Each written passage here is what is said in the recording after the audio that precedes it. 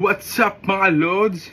Ayan nga po, meron akong gustong ipakita sa inyo mga Lods. At ito ang brilyante ng apoy. O diba? Nasa akin ang brilyante ng apoy. Gusto nyo ba ng pasample na apoy? Eto na. Huwag kayong kukura. Ayan.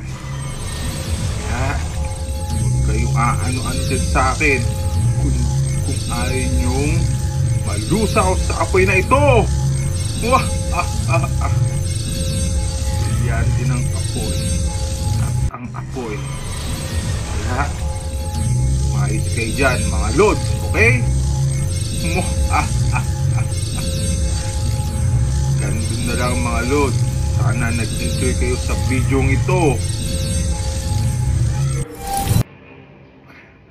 Salamat mga Lods.